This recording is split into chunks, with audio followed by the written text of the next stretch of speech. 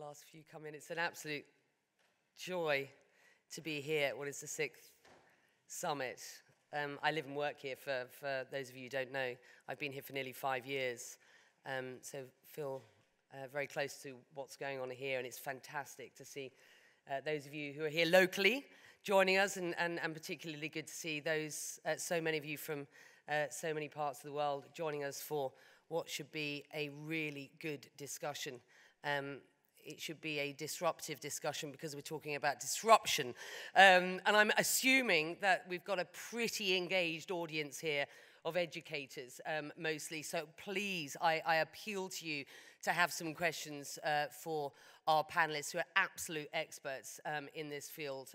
Summit's done a really good job in putting this panel together. And I'm delighted to be moderating it.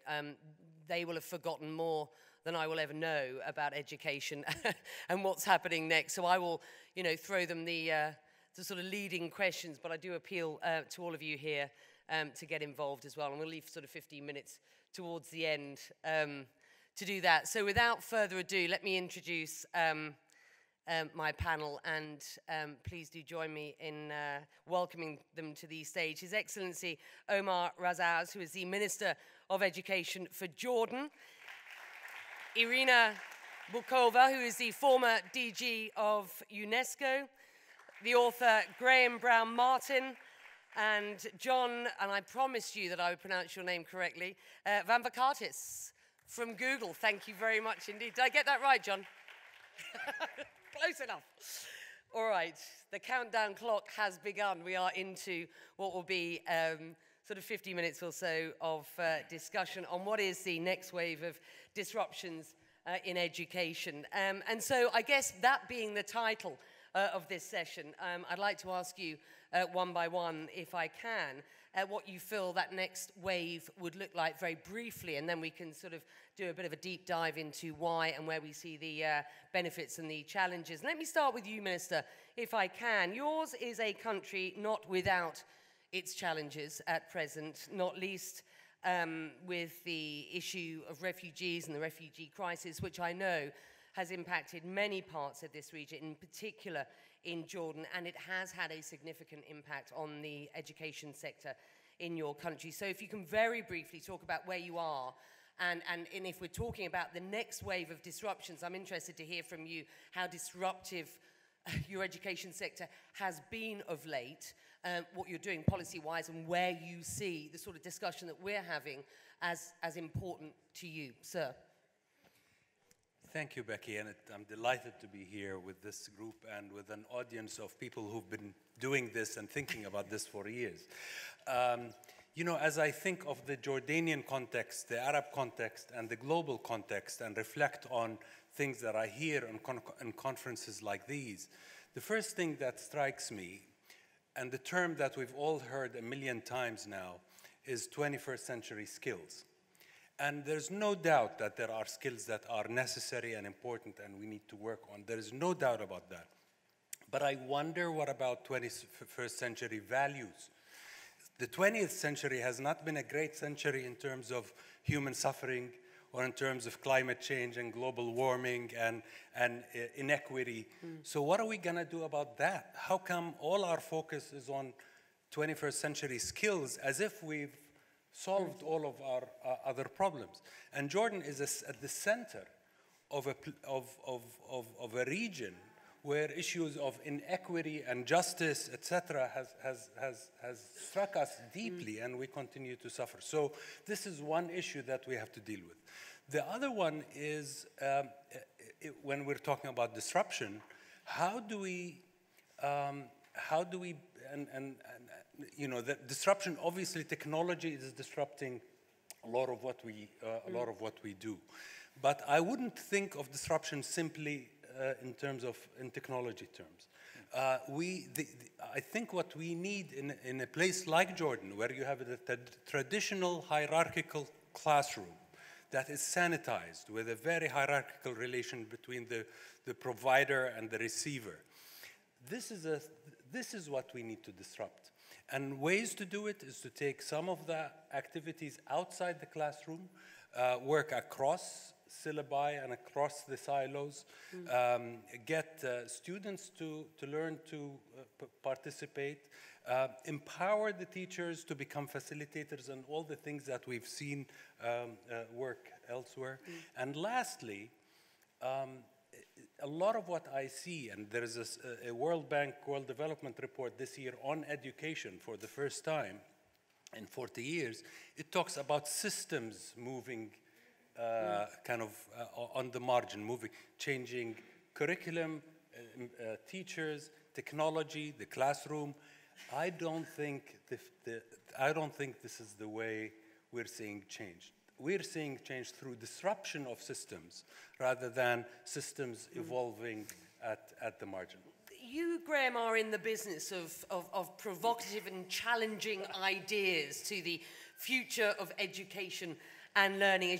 As you listen to the Minister and you consider the region that we are in, which is very, very diverse. I mean, it has to be said. This is a city which is at the cutting edge of looking for future ideas, at the cutting edge these days of innovation and future ideas going forward. But there are clearly massive challenges behind the scenes in many countries around this region. So where do you think we are in this next wave? Well, I'm really encouraged by the Minister's comments there.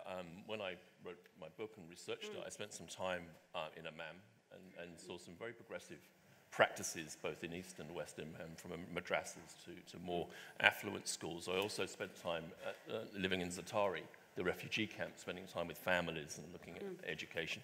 And the impacts, obviously, these global challenges that are having in the region, but also globally, we're all interdependent, are significant. And I think when we talk about why because the conversation about education change has been going on since Socrates. I mean, we constantly talk about that. So why now? Why is it important now? And there are major things happening. I mean, of course, we hear a lot about the fourth industrial revolution and AI and automation and self-driving cars and so forth. And that's going to have profound impacts on unemployment, technological unemployment. I mean, new jobs will appear, of course, but we have an education system that is designed globally to train our kids to compete with machines. And I think that is a problem. And we need to be changing our education systems to expand on human potential. And there are a number of areas where we are better than machines. Creative thinking, for example, social interaction, physical and dexterity and so forth. So to the theme of this panel, the disruption, I think we hear a lot in technology circles about disruption. And the idea seems to be amongst many technology companies is disrupting the teacher or disrupting schools. Well, actually, disruption, I mean, if we look at the technological disruption in areas like telecommunications, television, and so forth, it's been about disrupting the existing incumbent. Now, the existing incumbent in education is the textbook publishing industry and the measurement industry. Because what they've done is they've productized a 19th century version of education, which was the inculcation of facts and procedures, and then a measurement industry that would see if a child could remember them, and then forget about them afterwards, of course. I mean, anyone here would like to do a quadratic equation? I thought not, right? Because you've forgotten. So it's teaching to forget, which is fine, because that's the measurement industry. That's sort of instructionism. And that's been fine when we wanted a workforce that was compliant office and factory workers. But that isn't what we need today, because we're going to robotize all the work, and we're going to humanize the jobs. So we need to focus on more of that. So I think that the disruption will be the measurement industry and the textbook industry. Having an education system more directed to our human potential rather than being memory machines. John, you're in the business of disruption, full stop. You're just a disruptive character, aren't you? At the end of the day, you work for Google. What do you identify when you see a title of a session like this, the next wave of disruptions in education? What do you identify as those, and do you buy what we've just heard? First, I sigh a little bit when I see the term disruption, because I don't think disruption in education is actually the right way to go about it, to be frank. We think about it as transformation. Sorry. We think about it as transformation, right? And if you think about disruption, if I wanted to grow a beautiful garden, right, and cultivate a garden, there's a couple ways I could go about it. I could have a helicopter sit above the plot, drop fertilizer, drop soil, pour some water on it, throw some seeds, and probably a pretty big mess, and that can be disruption. If I want to cultivate a proper garden, I have to understand what the soil is like, what kind of plants actually grow best there, what's the right fertilizer to use, when should I water, when should I prune, how much sun should it get? And that to me is transforming empty land into something useful. So we tend to see it at our group in Google, despite our reputation, as transforming. And not even transforming because of technology. Technology is simply a lever, it's simply a tool that aids in the transformation of education. And when we think about transformation and working with our partners in education, we think about a few things. So yes, I think education clearly has to transform the way it is done today. I think we need to change the whole paradigm of sitting in a room and looking up at somebody talking. I think we need to go where the learners are, put them in an environment that they feel comfortable in, which may not be our traditional environment. We need to flip the table a little bit and say it's learning by learners for learners, right? So that the learners are actually very engaged and involved in the learning itself. It needs to be social, so when we talk about 21st century skills, we have to interact with each other. We have to work with each other on a more regular basis, and with people, not in our neighborhood and not even in our country anymore, but with people in countries all around the world at different time zones. And I think you get values also. Your values change as you work with others. And as you integrate with others better, you change as a human being, and your values also change, and you become a better person. And I think last, that transformation, it has to be kind of experiential. So we need to take students away from, as Graham mentioned, rote memorization, right? And Googling something to get the information, and understanding better how to actually parse information and understand what information is valuable, and going out and actually getting educated by project-based learning, where they're taking some knowledge they have and actually applying it to a situation that's a bit different. And technology is kind of in there and playing a role, but it's not the lead in the play, right? It's a supporting actor or actress. Okay, all right. I'm going to come to you, Irina, just to get a sense of where UNESCO is at and have this audience understand where you are so far as education is concerned. And then I want to come back to all of you, because it feels to me as if we're a little reticent to talk about AI.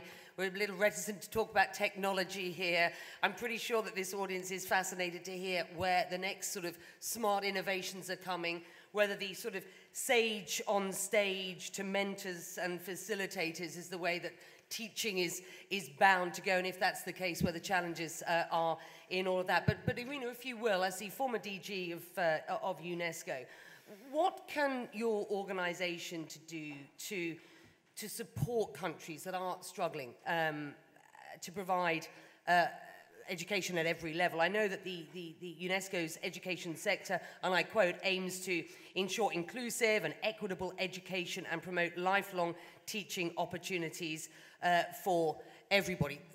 That's very noble. The question is, how? Well, to come to your question, why now? Why education now? I think because first we have the Sustainable Development Goals of the United Nations and of the world, I would say, and we have goal number 4, which is exactly about equitable quality education and lifelong learning for all. And until we came to this formulation of this goal, sustainable goal, there were, I would say, dozens, if not hundreds of discussions with private sector, with civil society, government, of course, experts on education.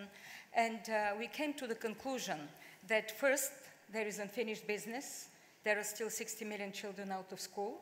We have to give them access to education. And this is where technology can help, whether we can have some shortcuts to this. This is not a panacea, but it helps. The second, there are 250 million young people in the world who have been through a formal education, but because of its poor quality, are literally now illiterate. So we have to look at the quality of education. And third, we have to look at skills, but also at values.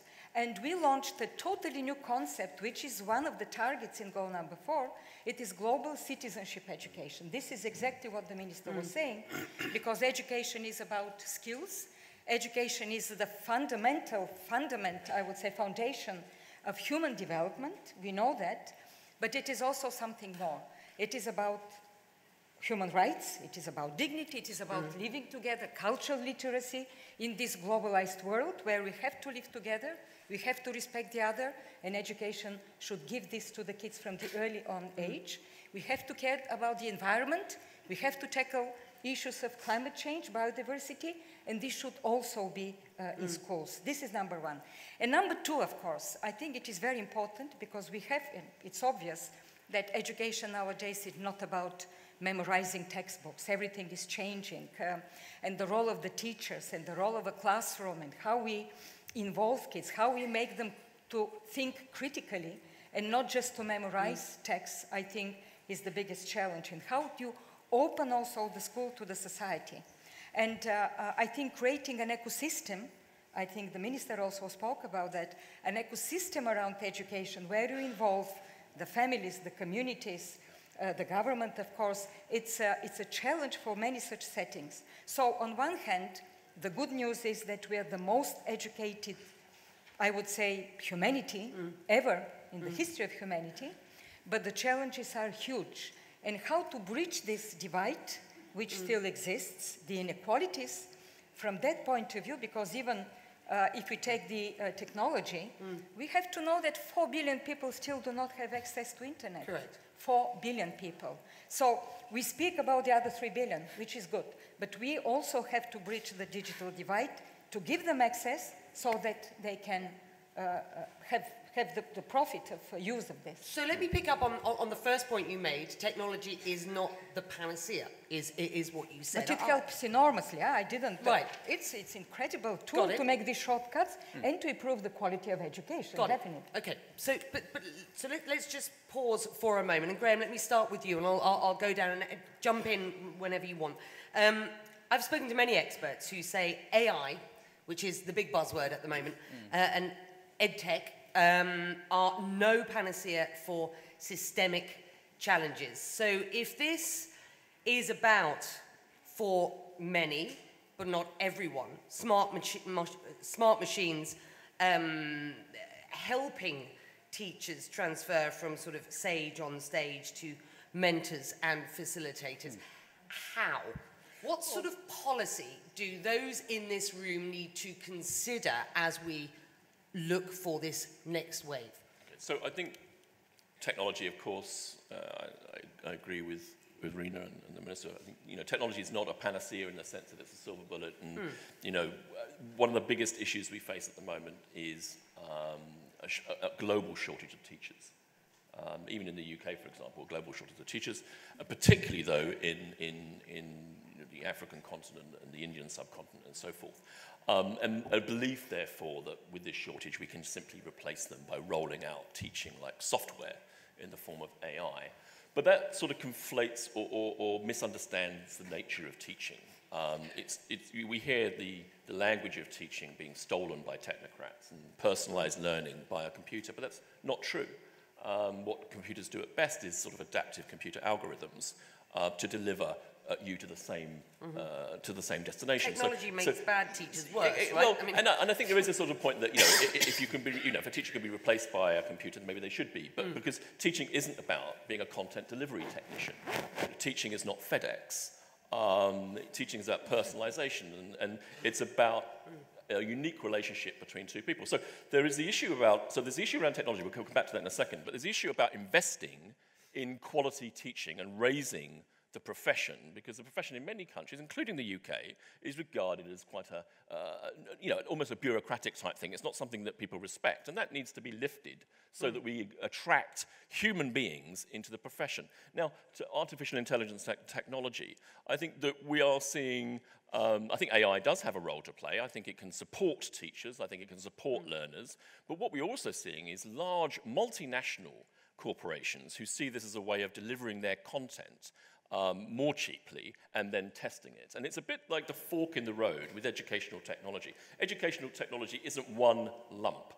There's a fork in the road, and this happened in the 60s and 70s, whereas one group of people thought that teaching is instruction, and therefore we'll use computers to improve instruction. Job done. And there's another group of technologists who think, actually, no, technology allows us to, I think, amplify teaching, amplify our learning, and give young people and learners, young or old, better ways to learn things. And so education as a reconstruction of knowledge than a transmission. And I think that's when we can make a decision about how we use technology, how we use AI. We have to start with the fundamental, though. What is the purpose of education? And surely, with the challenges that we all face and the challenges that you mentioned earlier, surely it's about enabling our children to thrive in a rapidly transforming world. And then we can think about how we use technologies and how we can amplify that and reach, I think, as Zarina was saying, a wider population of people. Access is, of course, a major challenge, and I think we have to solve those as a matter of urgency. But I think we also have to solve the issue around the teacher shortage, teacher crisis, in shortage of teachers, and we also have to think much smarter about how we use technology, rather than just thinking, as I say, just purely for content delivery and this 19th century testing that we seem to fetishize all the time. Plug in, John. Well, I agree with quite a lot of what you're saying, quite honestly. I hate to just be agreeable, but I will be. I think that fundamentally, though, I think, I counted the number of people using pen and paper in the audience here, and I think it was about 2% or maybe less than that, right? So most people are on their phones taking notes and taking pictures. They're not drawing. I didn't see anybody drawing a picture of us sitting up here. So we can't get away from technology. I don't think we're looking, it's foolhardy to say you're going to replace anyone. A teacher, I agree, needs to be valued, respected, should be a very well a developed person, and I think we see this in a lot of Nordic countries where the teaching profession, although it's not a high-paid profession, is a highly respected profession, right? And when you go to be a teacher and you tell someone you're a teacher, they say, oh, wow, that's like something, right? And I think that we do need to elevate teaching to that level of respect. We need to, I think, technology to the side. We need to find, obviously, the best people that we can. We need to invest in those people. We need to tell them that they're respected, that they're valued, right? And we need to assist them. They need to move into the next century with the rest of us who are on our phones or our laptops or whatever it may be. We cannot get away from that. We don't want to get away from that. The whole point of technology, again, is a tool. And why do we use tools? We use tools to aid us. We use tools to make us more efficient. We use tools to hopefully amplify ourselves. And we need more good teachers, but there's not enough good teachers out there in the world. We'd all have to become teachers, and that's not going to happen. So we have to make that teacher as powerful as they can be in the classroom, right? And that power also it comes from having as much insight into their students as they can possibly have. And I think that's where some of what you're talking about, whether it's AI or machine learning, which is really a subset of artificial intelligence, and we think that perhaps machine learning has a great potential to help teachers and educators make a difference in the lives of students, right? So, and for those of us who may want a quick recap of what machine learning really is, because there's a lot of discussion about AI machine learning.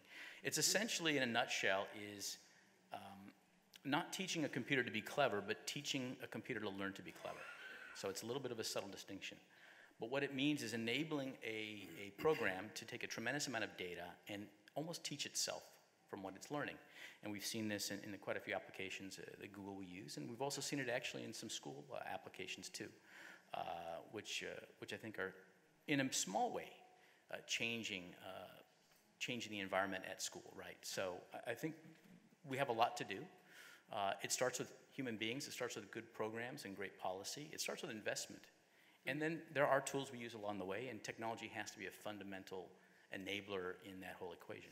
I'm fascinated to hear everybody saying it starts with investment in teachers rather than the technology for teaching. Minister? Yes, indeed. And I think part of the problem that we're facing as consumers, let me say, that over the last 2 decades, there's been a lot of technology thrown at the education sector. Yeah. And a lot of countries have put tremendous amounts of money in the education, in technology, but without empirically showing the impact of that on learning. I think, to me, the main transformative effect of technology has been adaptive learning, which is pretty recent, 2012, 2013 kind of, and it's really wonderful because for the first time, a teacher in a classroom can deal with different students at different pace, with different with different modes, if you will. So that's extremely, extremely important. But let me, so we need to distinguish and have empirically based evidence that, this is important versus whiteboards, for instance, that where you're using that instead of chalk.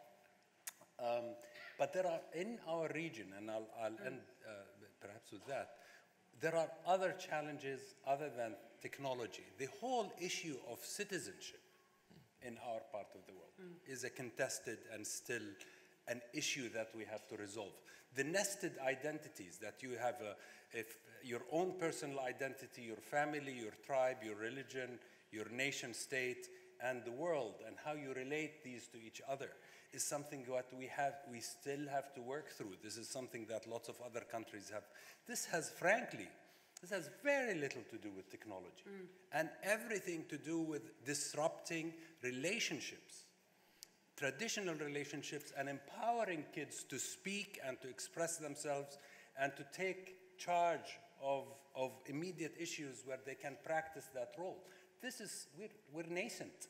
So if you had a magic wand and I had an open checkbook, what would you do to address exactly what you've just been alluding to? Well, or what can you do? I'll tell you what we're doing in Jordan, and we have the visionary of education from Jordan, Saifa Najjar here.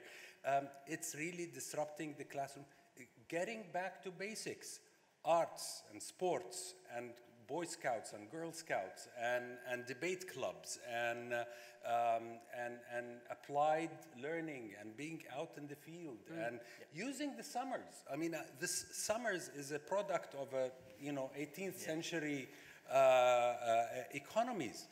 Summers need to be fully utilized, not for classwork, but for engagement and a sense of belonging and a clear sense of role that each student has to identify through that experience.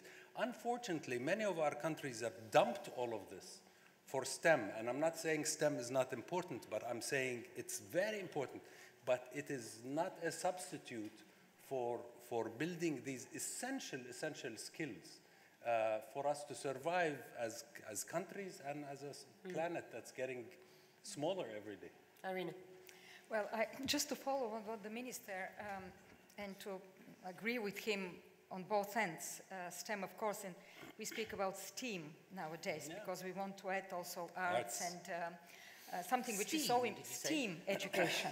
And I personally have launched a number of such projects, STEAM education, particularly for girls, because we know that girls are lagging behind in education system, and this is also part of the problem, by the way, because only I think 38 countries have gender parity in secondary education. Sorry, 38% of the countries have gender parity in secondary education and 16 primary. So statistics is quite staggering if you look at the gender. But there is a positive tendency in girls' education and women. But in STEM, engineering, mathematics, girls are lagging behind.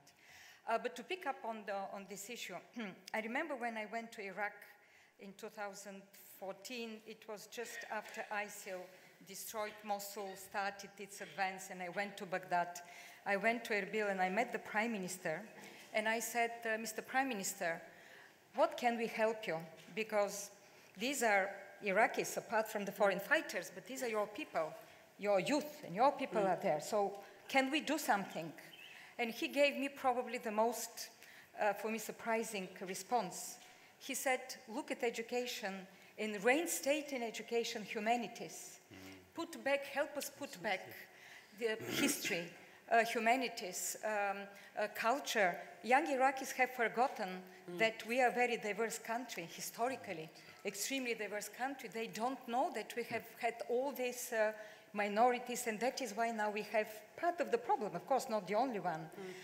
But I was thinking at that time that this is where all it begins, in schools.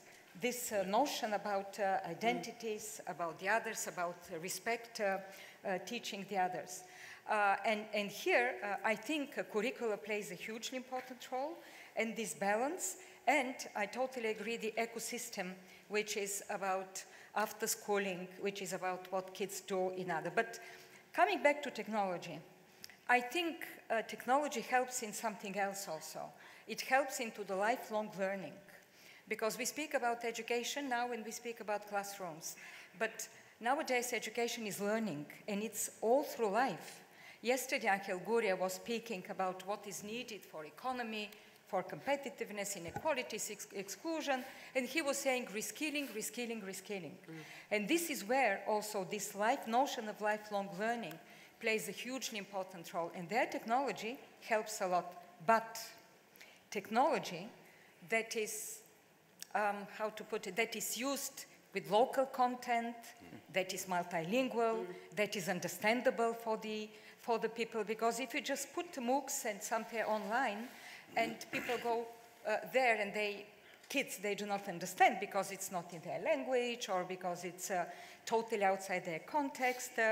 It is not giving the results that we want to do. So we have to go deeper into the understanding and analysis and see how we really use this to the benefit of most of the population. Are you seeing policy being created, though, around the world that speaks to what you are yes, very much so. about? You know, in 2010, UNESCO, with my colleague at that time, the Director General of the ITU, the International Communication Union, we started the Broadband Commission. It is a commission, now it's called Broadband Commission for Development, where we have the big companies, I think even Google is sitting there, Facebook's, you know, all this, Microsoft, Intel, but also with ministers, with governments. And we prepared a couple of very interesting research papers on ICTs in education, ICTs in gender, new technologies, and how really to use this for the cause of inclusion, of education, mobility, growth. So all these issues are so intimately linked. So there are solutions, but we have to really think about it from the local context, in the ecosystem, and leverage all its potential, I would say, from the point of view of lifelong learning on one side, and on the other side of including as many people as possible. Graham, machines are getting smarter. Quite frankly, whether we like it or not, it's clear that jobs will disappear, jobs will be created, we are told, through the wave of new disruptive technology, but jobs will also disappear. And how do you provide an education policy that meets the challenges of today's youngsters for tomorrow? Well, I think it's about what we value, isn't it? I mean, the existing system, I mean, I've talked about the measurement industry a couple of times now. It's like my obsession. But I think that is what's holding it back, really. I mean, I think that we could probably agree that our education system, the purpose of education isn't to pass tests. I mean, it's for something other. The tests are a proxy, aren't they? When parents say, I want my child to do well in my grades and so on, they're just proxies for I want my child to live well in the world. And I just wanted to link a couple of points that Irina was making around STEAM being interdisciplinary. And the art's very important, obviously, because if you just have STEM and you don't have ethics, we're in deep trouble. So that's very important. But also the point that John made, a very astute point about the use of technology in the audience here. The majority of people here are using 21st century technology. Now, all of you will remember going into an examination room, and even those of you educators today, you send your children to an examination room, and it's as if they've gone back to Victorian times. In the UK, but I've seen it everywhere else, is that you see a sign outside saying no mobile phones, no laptops, no internet, no smartwatches, no 21st century. Now, this is quite strange, isn't it, really? Because the Victorians were very progressive. They allowed you to use pencils and slates and so on. How things would change if we said it was mandatory for all of us to take a computer, to take a phone, to phone our friends, to collaborate. John, this is my answer. How do you do it? Oh, well, it's cool. Because isn't what we value collaborative? When we talk about collaboration as like it's a big thing, collaborative problem solving, the OECD were talking about recently. Critical thinking, creative thinking, and so forth. But nothing in the examination system is assessing that. We're assessing what's easy. So we measure what's easy and we throw away what we value. And I wonder, actually, when we talk about disruption, the theme of this thing is that maybe the disruption would be if we allowed young people to use 21st century technology in the examination room. Because I think then teaching would change. We would de-silo, we would remove these shackles of the curriculum and so forth. I think that would be a positive disruption. So I think policy, to your question, is about making a decision about what school is for. I think that needs to be a conversation that we need to have, not just at policymaker level, but in the public domain. Somehow the public domain, because the stakeholders of education are who? Children, parents, then the employers, the state, and so forth. And that conversation is not being held in the public domain. Well, John, if you hadn't, you just had to address that question. I'm going to open it up to the audience after this. I'm sure you've got loads of really good questions. But, you know, what is education? What does the director of Google for Education, well, how do you answer that? What is education? Yeah, what is education? What do you want education to be going forward? What does Google want education to be going forward? I know I'm Greek, but I'm not the oracle, Rebecca. I think I don't have an answer really as for what is education, okay? I do believe that, I will say this. We talked about earlier about teachers and replacing teachers. Teachers are not a delivery mechanism, right? They're not a delivery mechanism, and students are not a body to have that medicine delivered to them, right? So we need to rethink, actually, the interaction between teachers and students. I think education is different things in different places. We talked about disruption, right? The title. But disruption in one country may not be very disruptive in another country. So I think education is about understanding your culture, your populace. What do they really need, right? You don't prescribe medicine for a patient without actually assessing where they are today. So if you want to be smart about education, you really need to take the time up front to understand where your educational system is at, where your students and your educators are at, and structure a program that you hope being the operative term, meets the needs. And that, by the way, that program won't stay that way for very long, right? You have to design a system that's flexible, that's adaptive, because it will have to change, because the pace of change in our lives is crazy, right? If we think about this computer, not a phone, this computer, this is more powerful than the computer that the NASA scientists used to put a man on the moon. So think about that, or even 30 years ago, 20 years ago. This is a ridiculously powerful device, right? So we wouldn't have thought of that. I wouldn't have thought of that when I was, coming out of graduate school 20 plus years ago. So what does education mean? Understanding where you really are at today, understanding where you're trying to go for tomorrow, realizing that it's not a straight line to get you there, and you're going to have to be open to rethinking and to changing, and to constantly iterating, kind of like a machine does, right? Kind of like machine learning. It's funny, we're teaching machines to think more like humans, and we're teaching humans now to think more like machines. So we want humans to memorize, and we want the machine to actually learn. How do we want the machine to learn? One other thing. The machine to learn on its own has to fail many, many times, millions of times. That's how the machine gets smarter, right? So we have to then encourage our students and even our educators to fail, right? And to learn from failing and not to be disgraced by that. You make a very good point. Can I take any questions from the audience at this stage? Yes. First of all, thank you for this insightful discussion. My question is really talking about the future of assessment. I know that we are pretty much good at changing the environment and ensuring the quality of education is already happening. However, we forgot some time to talk about the assessment, which is the biggest fear of the students. We were talking in some of the sessions yesterday about the happiness of learner. Our students, unfortunately, worldwide, cannot be happy if they still can fear assessment. So can we redefine assessment as well as redefine failure? Because, again, as a machine, they need to fail in order for them to learn. Very good question. Graham. Well, I think a quick one, because the other panelists as well, is, we confuse assessment with measurement. With assessment, which is, I think we need to reclaim the language of education. If you want to know if your child is learning, if a child is learning, you don't need a piece of paper with a standardized test. You spend time with them, you listen to them, you talk to them, you hear them. That's how you know whether a child is learning. And I think we need to trust teachers. This is back to the teacher's position again. By having qualified, skilled, investing in teachers, we also need to trust them to assess. I think perhaps what you were talking about then was actually measurement, the big test at the end. And I think that has to transform, to use John's word. Thank you. Anybody else on that question? Should we crack on? Because there's some good ones, I'm sure, in here. Thank you. Yes. Thanks for the panel, for the insightful discussion. I think we all agree that we have no escape from future technologies, but we have to remember that we have, every 6 months, we have probably new technology coming. However, the basic processes in the human mankind never progressed at the same rate. So the question becomes is, while we are trying, and we must move education through disruption, the question becomes, what do we need to take so that we don't reach destruction of education? Oh, great question. And let's take yours as well. Let's pass that along. Before we answer that one, couple here, yes? Hello, everyone. So I'm millennial, so I'll speak as millennial. You guys spoke a lot about values, and I'd love to add purpose with values.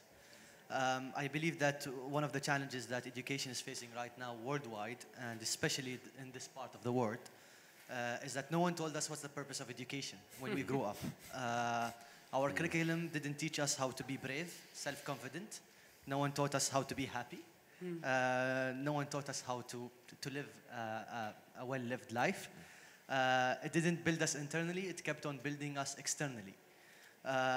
It's learned to graduate, it's learned to get good grades, it's learned to be better than the others, it's learned to get married, it's learned to build a house, and so on and so on. And no one taught us to learn for the sake of learning, no one taught us to learn to build our nations, to be more curious, to be creative, and so on.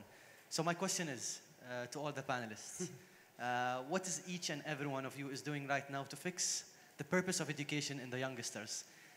Starting with you all, probably as a minister and as an author, and Mama Google, and of course the UNESCO. Wonderful. Thank you. Minister, do you want to start with that? And we perhaps did deal with the, how do we avoid destruction rather than disruption as well? Excellent questions, thank you. Well, thank you. The first thing we need to do is to listen, and listen to you in particular, because our ability to put ourselves into towers, ivory towers, and think that we possess it. Just a bit of a historical perspective. I think early capitalism found its biggest challenge was in craftsmen who were working on their own and farmers who were working on their own. You needed to shock them into becoming laborers into factories and in large farms.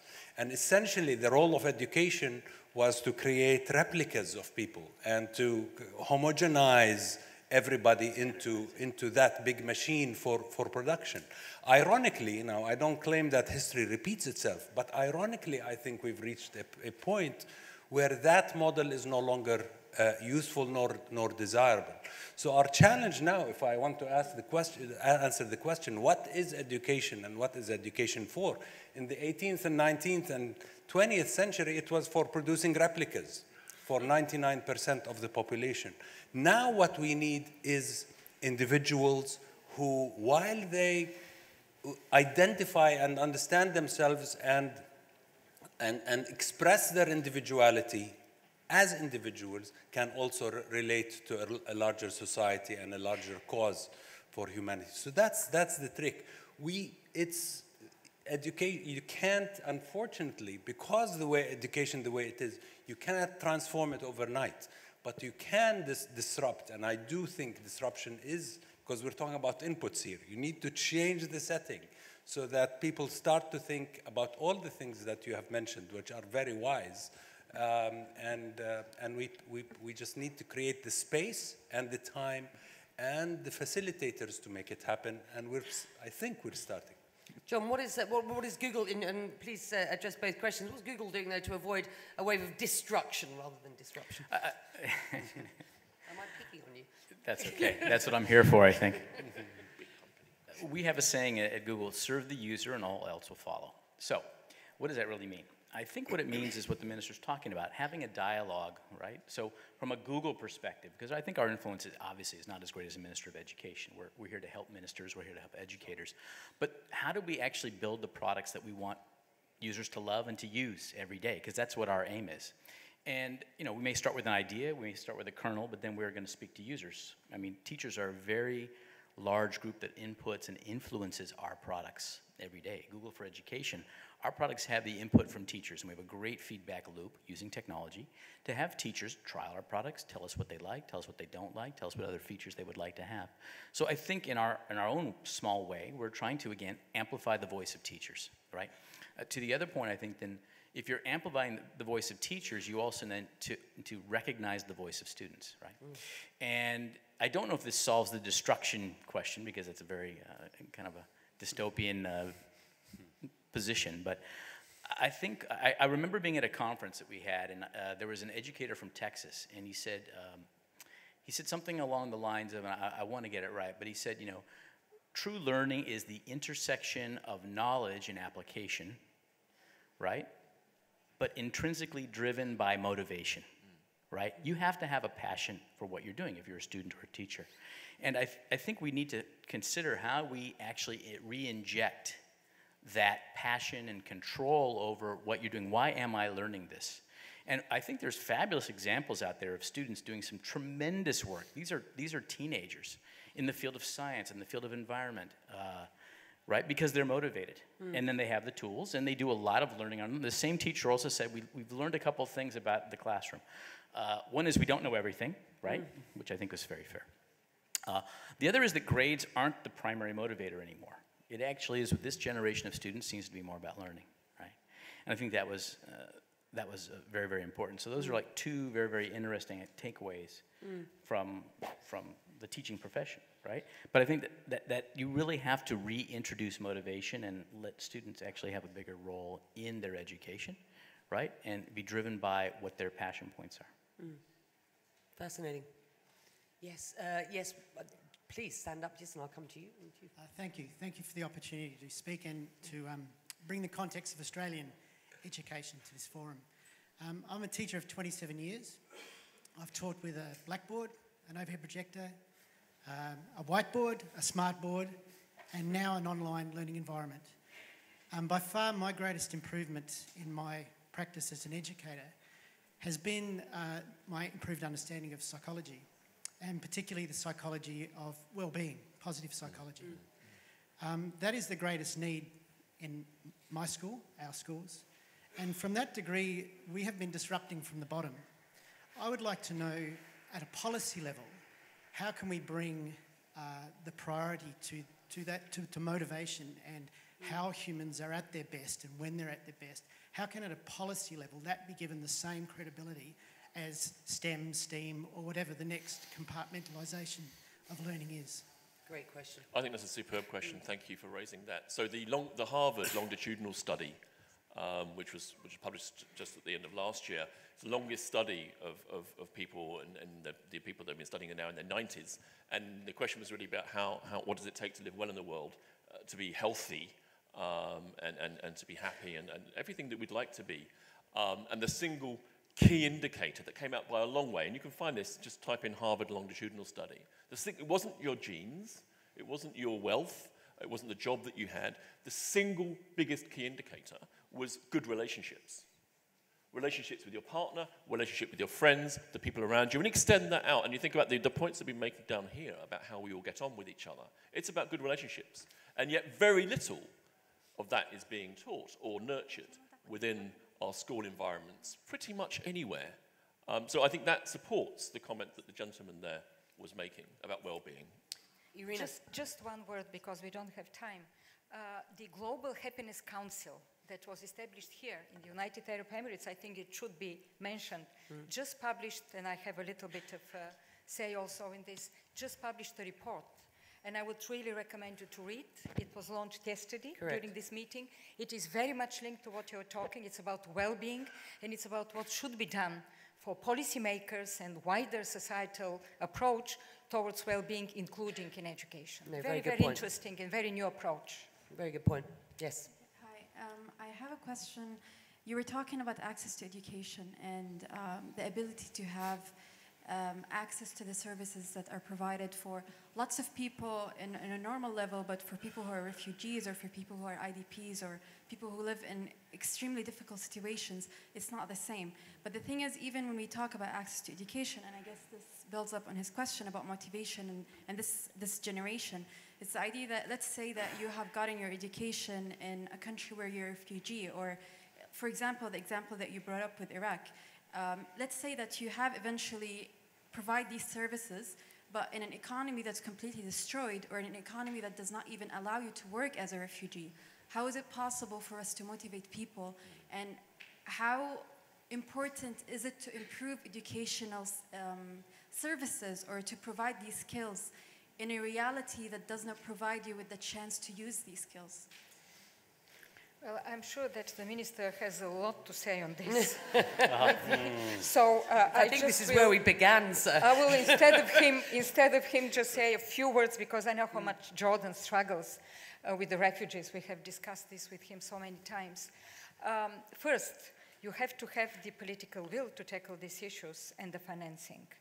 Until very recently, until maybe 2 years ago, only 2% of the humanitarian aid went to education. Education was the orphan, and still to some extent is, of the humanitarian approaches. Now the European Commission said they will give 4%, but still experts consider it should be at least 8 and approaching to 10 if you want to get these kids in refugee camps or disperse people and support also host countries, which has not always been the case, because sometimes they support the refugee children, but the children of the host country suffer also. So it's a double-edged approach.